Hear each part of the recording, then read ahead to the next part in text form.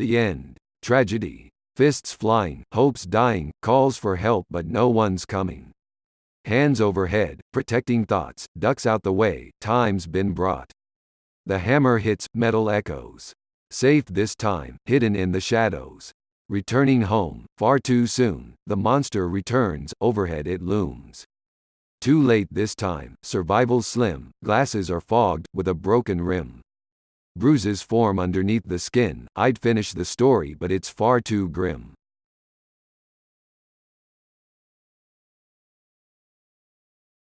Talent show. Comedy. I am from the UK so this will use British terms. When I go back to school I will be in year 7.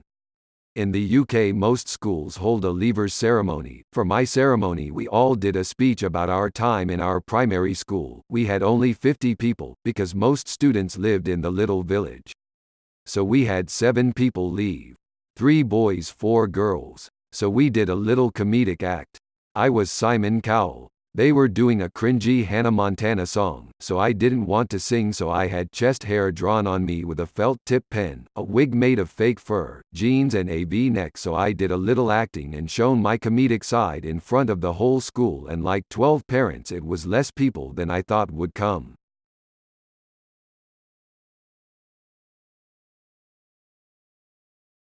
A creature snuck into my bathroom. Non-fiction. I just finished taking a shower one Wednesday afternoon.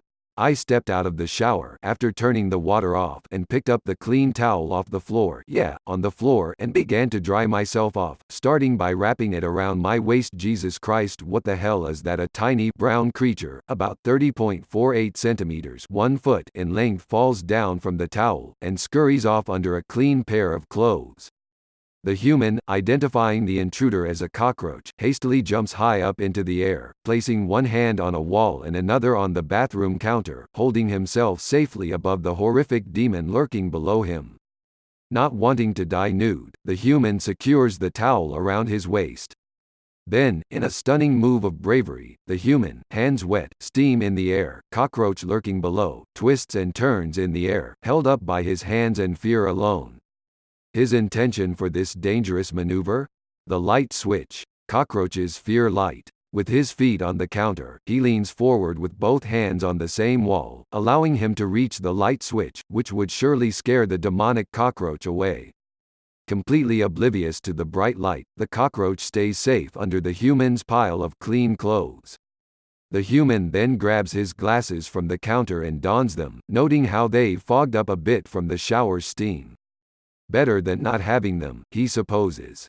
After navigating to the toilet and snagging the pair of shorts he was wearing earlier today, not the one the cockroach is using, he tosses it between the roach and exit, then uses it as a safe haven as he dries himself off. If I die here, wait. If I survive, I'm gonna post my story on Reddit.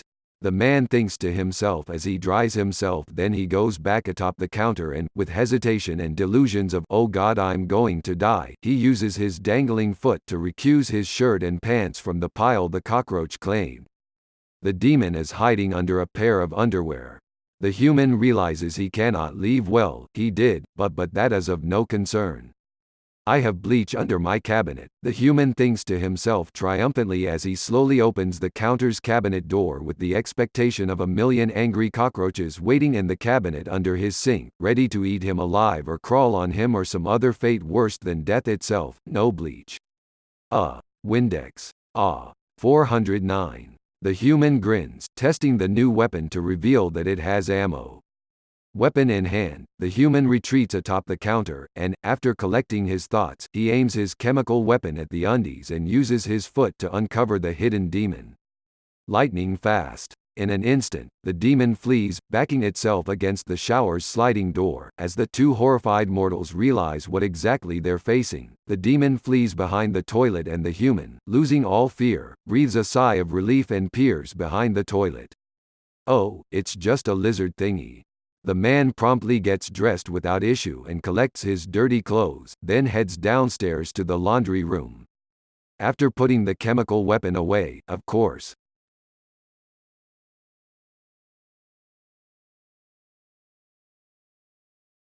Beings. Beings appeared in the middle of nowhere, in their new world.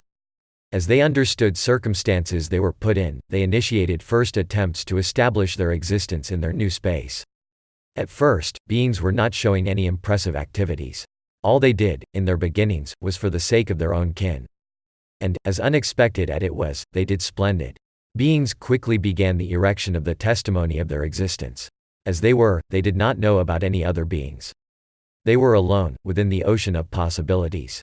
They were known only to themselves, hence they had to launch the beginning of their spectacle. How to prove that something just is. How to show its parameters, its dimensions, smell, taste, texture. How to see them. They did not know that, and their own ignorance drove them into madness. Think, think, think, and then some more. Think, because you do not know. What is your existence? Knowing. Being conscious about anything. We are alone. We cannot be alone. We, ourselves, need to find someone else. And if we cannot do that, in the meantime we will try to create our own someone else.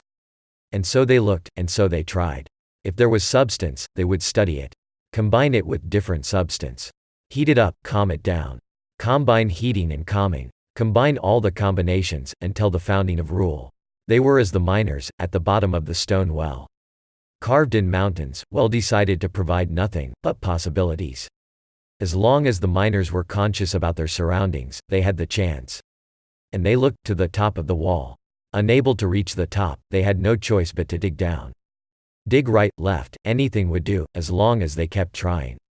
The sight from the top of the well painted nothing but darkness. That was, until miners came from above. Beings have thought about the idea. They then built the image, they crafted. As the craft was finished, they studied it again. They reinforced it, and upgraded it. The items that remained from them kept the growth of their excellence to their utmost limits. And then, as they were so close to breaking the limits, to release themselves from the rules, the same ones that let them avoid annihilation, they got bored, as far as I'm aware. EKHM. The year was the same as their best invention to keep the track of years, or recover the information from the dirt beneath them. They tried again, and then they realized that they don't know what their goal is. They thought, well, I am alive, so what is my goal? I know the time, it is my life, that's all I have. What do I do with that? The thoughts all led to the same direction. As the arrival of the vehicle came close to its goal, all the pieces of the vehicle declared independence. Just imagine it, I know, it's bizarre, but that's about it. The journey of beings, driven by improvement, encountered first actual problem. Evolution, the undefeated force of beings, the improvement of themselves, could not reach the improvements of image, idea, craft. That was a major problem. That's like death, right? Death is when you can't keep your body alive. Well, now, with the birth of its first new meaning, death meant also something else. Part of the evolution time. Of its body, organism.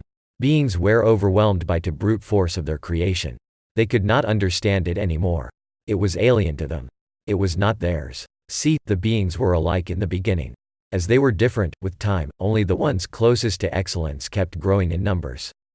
Yet, at some point, there was enough of them to begin the variation. They started their own, different path. And it's not like it was bad. It was nothing but part of their fate, anyway. Yet, the next steep seems to be the moment when all the different variations try to prove themselves, that they are still alike with the others. Thing is, they're not. Never will. Beings were not the same, as that was the next step in their existence, the one not leading to void. What I see now is regression.